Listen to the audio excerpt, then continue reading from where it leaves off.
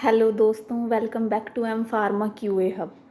जैसा कि आप सभी को पता है, हमने सेकंड यूनिट स्टार्ट कर रखी है, जिसके कुछ टॉपिक हम कवर कर चुके हैं और कुछ टॉपिक जो रहते हैं वो आज हम कवर करते हैं। तो सबसे पहले जो हमारा टॉपिक नाम रहेगा आज, वो रहता है क्वालिटी मैट्रिक्स। ठीक है, तो क्वालिटी मैट्रिक्स क्या होता है, सबसे पहले हम वो डिस्कस करेंगे। ठीक है, ये हमारे पास एक बेसिक एलिमेंट रहता है। ठीक है, यहाँ पे लिखा हुआ है एक बेसिक एलिमेंट रहता है किसी भी क्वालिटी मैनेजमेंट प्लान को सक्सेसफुल बनाने में, और हम इसका यूज़ करते हैं ताकि हम कस्टमर की जो रिक्वायरमेंट हैं, जो कस्टमर को चाहिए, उसकी नीड्स को हम क्या कर सकते हैं, एक टॉलरेबल प्रोडक्ट में हम कन्वर्ट कर सकते हैं। उसका यूज़ करके हम उसको एस्टिमेट कर सकते हैं। ठीक है, इसमें हमारे पास यही लिखा हुआ है कि कन्वर्ट करते हैं कस्टमर रिक्वायरमेंट को एक टॉलरेबल परफॉर्मेंस एस्टिमेशन प्रोडक्ट में। ठीक है, इसके हमारे पास 3 टाइप रहते हैं। सबसे पहला जो रहता है वो रहता है ओरिजिन, दूसरा रहता है प्रोग्रेस, थर्ड रहता है इवेल्युएटिंग। ठीक है, ये 3 टाइप की हमारे पास रहती हैं। आगे हमारे पास लिखा हुआ है कि जो हमारी क्वालिटी मैट्रिक्स होती है वो हमारा, हम क्या कह सकते हैं कि कस्टमर नीड को एक मेजरेबल अचीवमेंट में कन्वर्ट करना, ट्रांसक्राइब करना, उसको ही हम क्वालिटी मैट्रिक्स कहते हैं। ठीक है, इसमें हमारे पास बहुत चीज़ें होती हैं, जैसे अगर हम इसको क्वालिटी मैट्रिक्स को हम यूज़ करते हैं हमारे किसी प्रोजेक्ट प्लानिंग के अंदर, तो हमारे पास क्या होता है कि ये इंडिकेट करेगा कि हमारी जो टीम है वो परफेक्टली हमारी इन्फॉर्मेशन उसके पास है कि उसको क्या करना है, क्या उसको डन करना है। ठीक है, वो हमारे पास रहता है। जो हमारा प्रोजेक्ट मैनेजर रहेगा वो इसकी हेल्प से एबल रहता है कि वो इवेल्युएट कर सके इम्प्रूवमेंट को, एफिशिएंसी को, एक्सक्यूशन को, उसके प्रोजेक्ट का, उसकी मैट्रिक्स का। ठीक है, कि उसको क्या करना है, कब करना है और क्या वो डन कर चुका है। ठीक है, बहुत सारी मैट्रिक्स हमारे पास रहती हैं और जिनके डिफरेंट एम्स होते हैं, ये डिफरेंट एंड वो इम्प्रूवमेंट के बेस पे होती हैं, उसके ऊपर डिपेंड करती है। ठीक है, जैसे इसमें पहले दिखा रखा है, सबसे पहला जो रहता है वो है क्वालिटी कॉस्ट, जिसमें हम क्या करते हैं, जो हमारी गुड या हमारी, हम कह सकते हैं पुअर क्वालिटी के जो हमारे प्रोडक्ट हैं, और कॉस्ट को पता लगाने के लिए हम क्या करेंगे, इस क्वालिटी कॉस्ट का हम यूज़ करते हैं। इसका क्या इसकी क्या इक्वेशन रहती है, वो ये है, true cost of quality equal to रहेगा हमारे cost of poor quality plus cost of good quality. Means क्या है कि टोटल क्वालिटी हमारी, या हम कह सकते हैं ट्रू क्वालिटी या टोटल क्वालिटी हमारे किसके इक्वल है, पुअर प्लस गुड क्वालिटी के प्रोडक्ट के। ठीक है, वो रहता है। सेकंड रहता है इन एडुकेशन, इसमें रह जाएगा क्या, जैसे इसमें क्या रहेगा, एक रहता है हमारे पास डिफेक्टिव पार्ट पर मिलियन, एक रहता है डिफेक्ट्स पर मिलियन अपॉर्चुनिटीज़। ठीक है, इसमें हम इनको हम क्या कर सकते हैं, इन एडुकेसी को डिटरमाइन करने में हमारी हेल्प करेंगे, उनका यूज़ हम इसमें करते हैं। ठीक है, जैसे इसका रहेगा डिफेक्टिव पार्ट कितने हैं और टोटल पार्ट कितने हैं, और मल्टीप्लाई में 10 की पावर 6। ठीक है, ये रहेगा। ठीक है, उसके बाद हमारे पास क्या है, डिफेक्ट पर मिलियन अपॉर्चुनिटी, DPMO।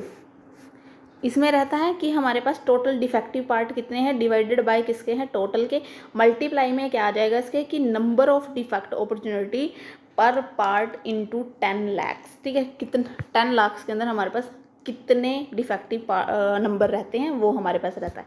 इसको हम कुछ इस तरीके से बनाएंगे। देखो, सबसे पहले हमने क्या कर दिया कि डेफिनेशंस लिख दी। ठीक है, उसके 3 जो हमारे मैट्रिक्स के टाइप थे वो लिख दिया, थोड़ा सा उसके बारे में यहाँ पे एक्सप्लेन कर दिया। उसके बाद हम क्या करेंगे, डिफरेंट ये लाइन लिख करके कि हमारे पास डिफरेंट रहते हैं, various number of matrix, quality matrix रहते हैं, वो एम के ऊपर डिपेंड करते हैं, इम्प्रूवमेंट के ऊपर डिपेंड करते हैं। हम यहाँ पे क्या करेंगे, एक चार्ट बनाएंगे इस तरीके से। ठीक है, यहाँ लिखेंगे क्वालिटी मैट्रिक्स, यहाँ पे हम क्या लिखेंगे, जैसे क्वालिटी कॉस्ट हो गया। ठीक है, फिर हमारे पास रह गया इन एडुकेसी। ठीक है, और इस तरीके से हमारे पास जितने भी हमारे इसके क्वालिटी मैट्रिक्स के डिफरेंट टाइप रहेंगे, या डिफरेंट जो एम के बेस पे है या डिफरेंट इम्प्रूवमेंट के बेस पे है, उस तरीके से हम क्या करेंगे, एक चार्ट बनाएंगे। ठीक है, फिर उनको फर्दर एक एक को करके हम डिवाइड करके हम क्या करेंगे, एक्सप्लेन करेंगे। ठीक है, जैसे हमने क्वालिटी कॉस्ट के बारे में पता कर लिया कि poor quality plus good quality रहता है, इन एडुकेशन के बारे में पता कर लिया कि हमारे पास डिफेक्टिव ये रहता है। ठीक है, एक और एक हमारे पास ये रहता है, इनके फॉर्मूलाज हमें पता लग गए। अब थर्ड आ जाता है हमारे पास कंज्यूमर रिकमेंडेशन एंड रिटर्न्स। ठीक है, जो हमारा ये होता है ना, इसमें हमारा क्या रहेगा कि हम इसमें प्रिवेंट कर सकते हैं अगर कोई कस्टमर का इश्यू आ रहा है, ठीक है, उसको प्रिवेंट कर सकते हैं। कैसे प्रिवेंट कर सकते हैं कि हम अगर मान लो हमारा कोई प्रोडक्ट में गड़बड़ आ गई, कुछ वो थोड़ा ख़राब हो गया या उसमें कोई दिक्कत आ गई, तो हम क्या करेंगे, जो हमारा मार्केट होगा, मार्केट से हमें उसे वापस लेना पड़ जाता है, ठीक है, ये लेना पड़ सकता है ना। तो हम क्या करेंगे, इन सब इश्यू को प्रिवेंट करेंगे कि ना तो हमारा ऑब्जेक्शन हो हमारे कस्टमर को कोई, ना हमारा फेलियर हो, ना ही हमें रिटर्न लेना पड़े, ठीक है। ये हमारे पास हम ऐसे कर सकते हैं, ठीक है। फोर्थ आ जाता है स्क्रैप। स्क्रैप में हमारे पास क्या होता है, डिफेक्टिव प्रोडक्ट जो होंगे उनका हम पता लगाएंगे। इसमें हमारे पास क्या लिखा हुआ है कि rate is not part of finished product, उनका हम क्या करेंगे, पता लगाएंगे। या हम सिंपल कह सकते हैं कि जो हमारे डिफेक्टिव पार्ट होंगे या डिफेक्टिव प्रोडक्ट होगा उसका पता लगाएंगे हम, बस इसमें यही रहेगा। इसका क्या कैलकुलेशन हम कैसे कर सकते हैं, स्क्रैप रेट जो हमारी रहेगी टोटल स्क्रैप बटे में क्या आ जाएगा, उसके टोटल प्रोडक्ट रन हमारा रह जाएगा। फिफ्थ आ जाता है यील्ड। यील्ड में हम क्या करेंगे, मेज़र करते हैं हमारे, इसमें लिखा हुआ है देखो कि इसको हम मेज़र करते हैं हमारे प्रोसेस को कि उसमें क्या क्या इफ़ेक्टिवनेस है और क्या नहीं है। इसके लिए हम इफ़ेक्टिवनेस के लिए हम इसको करते हैं, ठीक है। उससे अगला आ जाता है हमारे पास ओवरऑल इक्विपमेंट इफेक्टिवनेस। नाम से ही पता लग रहा है कि हम क्या करेंगे, हमारा जो इक्विपमेंट है वो प्रॉपरली वर्क कर रहा है या नहीं कर रहा है, उसका पता लगाएंगे, उसको मेज़र करेंगे कि उसकी प्रोडक्टिविटी कैसी है, उसकी इफेक्टिवनेस कैसी है, ठीक है। सिक्स्थ आ जाता है हमारे पास, सेवन्थ आ जाता है हमारे पास आउटपुट। आउटपुट में हमारे पास क्या आएगा, output is the quantity of the good product with in the time. अब हमारे पास आउटपुट क्या होगी कि कितना हमने प्रोडक्ट बना करके हमारी मार्केट में भेज दिया है, ठीक है, टोटल कितना है वो हम क्या करेंगे, हम इसमें मेज़र करते हैं। अगला आ जाता है मेंटेनेंस मैट्रिक्स। इसमें हम प्रॉब्लम्स वगैरह को हम देखते हैं और उनको हम क्या करते हैं, मेंटेन भी करते हैं, ठीक है, मेज़र करेंगे और हम उसको मेंटेन भी करेंगे, ठीक है। ये हमारे पास रहते हैं क्वालिटी मैट्रिक्स, ठीक है। इसमें हमारे पास ये सब लिखना है जिस तरीके से मैंने आपको बताया है कि डेफिनेशंस होगी, ये हो गया। उसके बाद हमारे पास इसके चार्ट बनाना है। चार्ट बनाने के बाद एक एक को हम क्या करेंगे, डिवाइड करके अलग अलग एक्सप्लेन करेंगे। अब इसमें इन एजुकेशन में हमारे पास जैसे ये हो गया, यहाँ पे होगा CQ। इन एजुकेशन में हमारे पास क्या है, दो हैं, इसका फर्दर हम चार्ट बनाएंगे दो में, ठीक है। एक होता है DPPM, ठीक है, दूसरा होता है DPMO, ठीक है। इस तरीके से हम इसको बनाएंगे, आगे हम ये लिख देंगे, ठीक है। अगला आ जाता है हमारे पास operational excellence and quality management. इसमें रहता है क्या है कि अपना जो ऑपरेशन है, जो हम कर रहे हैं, जो हमारा काम है, जो हमारी प्रोसेस है, उसको एक्सीलेंस लेवल तक लेके जाना और क्वालिटी को भी साथ में एनहांस करना, उसको मैनेज करना, हमारा ये रहता है, ठीक है। इसके बेसिक प्रिंसिपल रहते हैं, हम क्या करेंगे, हर एक इंडिविजुअल पर्सन है उसकी रिस्पेक्ट करेंगे, उसकी इज्जत करेंगे, ठीक है। लीड विद ह्यूमैनिटी, ठीक है। Assure the quality at source, ठीक है। फ्लो करेंगे एंड पुल करेंगे वैल्यू को, फोकस करेंगे प्रोसेस पे, क्रिएट करते हैं consistency of the purpose, create value of the customer. ये सारी चीज़ें हम क्या करते हैं, इसमें करते हैं। मतलब हमारा मेन जो रहेगा कि हमें हमारी क्वालिटी को कैसे एनहांस करना है, हमारा जो ऑपरेशनल है उसको कैसे एक्सीलेंस लेवल तक हमें लेके जाना है। जो हमारा ऑपरेशनल एक्सीलेंस होता है उसमें हमारे पास बहुत सारी वैल्यूज़ होती हैं। जैसे हमारे पास लीडरशिप रह गया, लीडरशिप का भी रोल हमारा सही रखता है। टीम वर्क, ठीक है, अगर कोई प्रॉब्लम्स आ रही हैं, कोई इशू आ रहे हैं तो उनको भी ये सॉल्व करवाता है, ठीक है। और कंटिन्यूस हमारा एनहांसमेंट होगा हमारी मैनेजमेंट का, हमारा जो पेशेंट है उस तक हमारा एक अच्छा प्रोडक्ट, उसकी रिक्वायरमेंट के अकॉर्डिंग हम वो प्रोडक्ट उस तक पहुँचाएँगे, ये रहता है इसमें। जो हमारा ये है ना operation excellence and quality management, इसकी हमारे पास 5 अप्रोचेस रहती हैं। मेन जो हमारी रहती है 5 अप्रोचेस रहती हैं। उनमें हमारे पास क्या है, प्रोसेस स्टैंडर्डाइजेशन, एनालिटिकल डेवलपमेंट, और हमारे पास रहती है इसमें इनकॉर्पोरेट क्वालिटी एंड सेफ्टी, और ऑब्जर्विंग द फॉर कन्फर्मिटी, ठीक है, और एक्सपेंड असेंट टू सप्लायर, ठीक है, ये रहती हैं। तो सबसे पहला हमारे पास रहता है प्रोसेस स्टैंडर्डाइजेशन। प्रोसेस को हम क्या करेंगे, इसमें मैं आपको ओवरव्यू दे देती हूँ ताकि आपको ये समझ आ जाए, ठीक है। ये इतना खास इंपॉर्टेंट नहीं है, ठीक है, तो बस इसका ओवरव्यू ले लें आप, ठीक है। जैसे हमारे पास क्या है कि हम इसमें क्या करेंगे, प्रोसेस स्टैंडर्डाइजेशन को कैसे हम प्रोसेस को एक स्टैंडर्ड लेवल तक ले जा सकते हैं। तो उसमें हम क्या करेंगे, हमारे जो रूल्स एंड रेगुलेशंस होती हैं उनको फॉलो करते हैं, बस इसमें यही रहेगा। ठीक है, जो अगला है एनालिटिकल डेवलपमेंट में, इसमें आ जाता है हमारे पास कि हर चीज़ को एनालाइज करेंगे। ठीक है, कि कैसी क्वालिटी है, ठीक है, किस सोर्स से हम डाटा ले रहे हैं, ये सारी चीज़ों को हम क्या करेंगे, एनालिसिस करेंगे इनका। ठीक है, अगला आ जाता है हमारे पास इनकॉर्पोरेट क्वालिटी एंड सेफ्टी। जो क्वालिटी और सेफ्टी होती है वो क्लोजली लिंक रहते हैं एक दूसरे से। जब हम कंपनीज में देखते हैं, अगर क्वालिटी अच्छी है तो हमारी सेफ्टी भी क्या होगी, अच्छी होती है। ठीक है, ये रहता है हमारे पास। तो इस तरीके से हमारा क्या, हम इनको मेजर कर सकते हैं। अगला जो रहता है हमारे पास वो रहता है ऑब्जर्विंग फॉर कन्फर्मिटी। जो काम हम कर रहे हैं वो एक्चुअल में हुआ है या नहीं, ये कन्फर्म करना। ठीक है, फैक्ट इन फैक्ट वो हुआ है या नहीं हुआ है, वो कन्फर्म करना। कि ऐसा तो नहीं है कि काम तो हमने दे दिया किसी को, किसी स्टाफ मेंबर को, ठीक है, बट वो हुआ ही नहीं, तो क्या हमारा प्रोडक्ट, फाइनल प्रोडक्ट मिल सकता है, नहीं मिल सकता। और यहाँ पे कुछ लिखा हुआ है कि थर्ड पार्टी को भी सेटिस्फाई करना होता है। जैसे हमारे पास कौन कौन से हैं थर्ड पार्टी, फॉर एग्जांपल हमारे पास हो सकते हैं कस्टमर, हो सकता है कोई मैनेजमेंट है, ठीक है, वो उनको भी हमें क्या करना है, सेटिस्फाई करना पड़ता है। उससे अगला जाता है एक्सटेंड एसेट टू सप्लायर। जो हमारा सप्लायर रहता है वो एक अच्छा एजुकेटेड होना चाहिए, उसकी क्वालिफ़िकेशन हम करते हैं। ठीक है, कि क्या वो उसकी जो हमें क्वालिफ़िकेशन चाहिए उसकी, क्या वो पढ़ा लिखा है, क्या वो हमारे जो प्रोडक्ट है उसको सेल करने में हमारी हेल्प करेगा, क्या वो उसको मैनेज कर सकता है, इस तरीके की हमारे पास इसमें रहती हैं।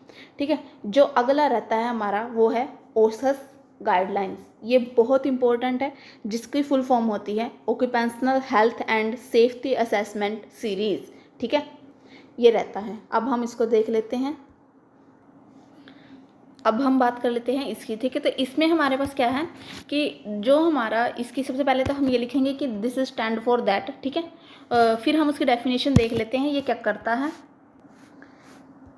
ये एक रेगुलेटरी अथॉरिटी होगी जिसमें हम ये इंश्योर करते हैं कि जो हमारे एम्प्लॉय हैं, जहाँ वो वर्क कर रहे हैं, उनकी वर्किंग कंडीशन सेफ़ है और हेल्दी है। ठीक है, ये हमारे पास हम इसमें चेकआउट करते हैं। और हम उनके लिए जो हमारी सेफ्टी स्टैंडर्ड्स होती हैं, जैसे ट्रेनिंग वगैरह, ठीक है, आउटरीच, एजुकेशन, असिस्टेंस, ठीक है, ये सारी चीज़ें हम उनको प्रोवाइड करते हैं। ठीक है, जब वो वर्किंग एरिया में हो, वर्किंग कंडीशन में हो, तो हम उनको ये सब चीज़ें प्रोवाइड करते हैं।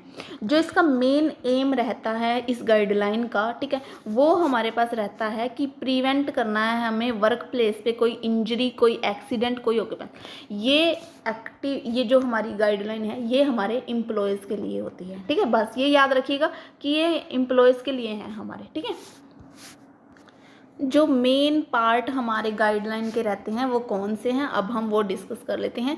सबसे पहला रहता है जनरल इंडस्ट्री स्टैंडर्ड्स। ठीक है, ये हमारा किस किस को कवर करेगा, मैन्युफैक्चरिंग को, फार्मास्यूटिकल इंडस्ट्रीज़ को, लेबोरेटरीज़ को, वेयर हाउसेज़ को। इसमें क्या इंक्लूड रहता है कि जो केमिकल हम यूज़ कर रहे हैं वो सेफ़ होने चाहिए, पीपी पर्सनल प्रोटेक्टिव इक्विपमेंट हम यूज़ करें, फायर प्रोटेक्शन मशीन हम यूज़ करें, ठीक है, सेफ्टी के लिए यूज़ करें। ठीक है, उसके बाद आ जाता है हमारे पास जो हमारा हज़ार्ड कम्युनिकेशन है। हज़ार्ड कम्युनिकेशन हमारा क्या करेगा, हम जो हमारे एम्प्लॉय हैं उनके साथ हम क्या करेंगे, वार्तालाप करेंगे कि कैसे हज़ार्ड हमारे आ सकते हैं, कैसे हमें उनसे सेफ़ रहना है। इसमें केमिकल लेबल हम कर सकते हैं। ठीक है, केमिकल हर एक जो केमिकल है हमारा, जो हमारी लेबोरेटरी में यूज़ कर रहे हैं या जहाँ जहाँ हम यूज़ कर रहे हैं, ये ऊपर लिखा हुआ है ना, जहाँ जहाँ हम यूज़ कर रहे हैं उनके ऊपर प्रॉपर लेबलिंग होनी चाहिए। ठीक है, और हम क्या कर सकते हैं, सेफ्टी डाटा सीट्स का यूज़ कर सकते हैं, एम्प्लॉय ट्रेनिंग का यूज़ कर सकते हैं। ठीक है, अगला जो रहता है इसी का जो पार्ट है ओशस गाइडलाइन का, वो रहता है पर्सनल प्रोटेक्टिव इक्विपमेंट। इसमें देख लेते हैं क्या है। इसमें हमारे पास रहता है कि जो हमारी पर्सनल यूज़ वहाँ पे हम ये यूज़ कर रहे हैं, वो हमारी ग्लव्स, मास्क, ठीक है, गॉगल्स और हेलमेट वगैरह, प्रोटेक्टिव क्लॉथ यूज़ कर रही हैं या नहीं, पर्सनल की मतलब हमें ध्यान रखना है। ठीक है, उसके बाद आ जाता है हमारे पास अगला है जो वो है work place safety and hazard conditions. इसमें आ जाएगा हमारे पास हाउस कीपिंग अच्छा होना चाहिए, वेंटिलेशन का मतलब होता है कि जो एयर हमारी अंदर जा रही है, रूम के अंदर हो या हमारे लेबोरेटरीज़ के अंदर हो, ठीक है, तो वो प्यूरिफाइड होनी चाहिए, ठीक है। और प्रॉपर वेंटिलेशन का मतलब ये है कि ऐसी जगह ना हो कि जहाँ पे सिर्फ हम मान लो हम सांस ले रहे हैं या हमारे पास से कोई केमिकल ऐसा है जो फ्यूम हवा में उड़ गया, ठीक है। तो ऐसा होना चाहिए कि हाँ वहाँ पे सेफली हम वर्क कर सकें, वहाँ पे एक्यूमुलेशन ना हो हमारी गैसेस का, ठीक है। ऐसा वेंटिलेशन होना चाहिए, ठीक है। लाइटिंग इफेक्ट, सैनिटाइजेशन, ठीक है, ये सारे हमारे पास होने चाहिए। अगला आ जाता है हमारे पास machine, electrical and fire safety. इसमें क्या है, मशीन की हम क्या करेंगे, गार्डिंग करेंगे, ठीक है। इलेक्ट्रिकल सेफ्टी होनी चाहिए, फायर को प्रिवेंशन होना चाहिए, एमरजेंसी प्रिपरेशन होनी चाहिए। एमरजेंसी में हम क्या कर सकते हैं, जैसे हमारी फायर लग चुकी है तो फायर एक्सटिंग्यूशर हमारे पास होना चाहिए, ठीक है, वो जो इसकी हम बुझाने में हेल्प करेगा, ठीक है, ये होना चाहिए। अगला आ जाता है medical surveillance and record keeping. इसमें आ जाएगा हेल्थ को हम क्या करते हैं, मॉनिटर करना चाहिए हमें। जो हमारे एम्प्लॉय वर्क कर रहे हैं वो फ्री फ्रॉम एनी डिसीज़ होने चाहिए, ठीक है। फर्स्ट एड का हम यूज़ करते हैं, ठीक है। एक्सीडेंटल रिपोर्ट होगी हमारी कि कौन सा एक्सीडेंट कब आया, किसको कितनी हार्मफुल इफेक्ट आई, ये सारी चीज़ें हमारी रहती हैं। गोल क्या रहता है उसका, हमारे पास क्या किस लिए यूज़ कर रहे हैं, हमें पता लग गया ना कि एम्प्लॉयज़ की सेफ्टी के लिए यूज़ कर रहे हैं, तो उससे रिलेटेड ही हमारे गोल्स रहते हैं। सबसे पहला क्या रहेगा, इम्प्रूव करता है सेफ्टी, हेल्थ, वर्किंग कंडीशन किसी की, हमारे एम्प्लॉयज़ की, ठीक है। प्रिवेंट करता है वर्क से रिलेटेड इंजरी, इलनेस, इन सबको, ठीक है, फैटेलिटीज़ को, ठीक है। कंट्रोल करते हैं हम chemicals, biological, physical, mechanical hazard को, ठीक है। प्रमोट करेगा हमारी सेफ्टी अवेयरनेस को, ट्रेनिंग्स को हमारे वर्कर्स के लिए, ठीक है। आगे आ जाता है हमारे पास इंश्योर करता है कि कंप्लेंट्स हो रहा है या नहीं ऑक्यूपेशनल सेफ्टी स्टैंडर्ड के साथ, ठीक है। आगे आ जाएगा हमारा इसमें बेनिफिट क्या है, हमारे बेनिफिट इसका रहता है कि रिड्यूस करेगा एक्सीडेंट्स को, ठीक है, डिसीज़ को रिड्यूस करता है। इम्प्रूव करता है हमारे जो एम्प्लॉय हैं उनकी सेफ्टी को, उनके मोरल्स को, उनकी जॉब वगैरह इन सब को सेटिस्फैक्शन करता है। इंक्रीज करता है productivity, quality of work, reduce करेगा compensation, claim and medical cost को, ठीक है। लीगल कंप्लेंस होगा और अवॉइड करता है पेनल्टीज़ को, ठीक है। पेनल्टीज हमारी क्या होंगी, सज़ा, जो हमारा फाइन वगैरह हमें भरना पड़ता है वो नहीं भरना पड़ेगा, ठीक है। स्ट्रॉन्ग सेफ्टी कल्चर हमारे पास होगा। अगर हमें इसमें रजिस्ट्रेशन करना है या हमें इस रजिस्ट्रेशन के बाद ही इम्प्लीमेंट होगा तो वो किस तरीके से करना है, उसमें कौन से स्टेप रहते हैं वो हम चेकआउट कर लेते हैं। सबसे पहला रहता है हमारे पास मैनेजमेंट कमिटमेंट, मतलब जो हमारी मैनेजमेंट है, जो कंपनी है और जो ओसिस रेगुलेटरी गाइडलाइंस हैं, जो उनकी रेगुलेटरी अथॉरिटी है, उनके बीच में हमारा कमिटमेंट होगा कि हमारे यहाँ पे कोई ऑर्गेनाइजेशन कमिटमेंट कर रही है किसी ओसिस गाइडलाइन के साथ कि हाँ जी हम आपकी गाइडलाइन को हमारी कंपनी में फॉलो करेंगे, ठीक है। उसके बाद आता है identification of work place hazard. अब हम क्या करेंगे, हमने ओसिस गाइडलाइन को हमने यूज़ करना है तो हम सबसे पहले क्या करेंगे, हमें पता होना चाहिए कि हजार्ड क्या आ रहे हैं, किस तरीके का हजार्ड आ रहा है, फिजिकल, केमिकल, मैकेनिकल, किस तरीके का है। फिर हम क्या करेंगे, रिस्क असेसमेंट करेंगे और कंट्रोल मेजर्स करेंगे। अब हमें रिस्क को इवेल्युएट करना है, ठीक है। उसके बाद आ जाता है हमारे पास development of safety policy and procedures. इसमें हम क्या करेंगे, प्रिपेयर करते हैं SOPs, ठीक है, इमरजेंसी प्लान, सेफ्टी मैनुअल्स, मतलब किस तरीके से हम क्या चीज़ कर रहे हैं। लोगों को हमने ट्रेनिंग भी प्रोवाइड करनी है जो हमारी वर्क कर रही है, ठीक है, वहाँ पे वो।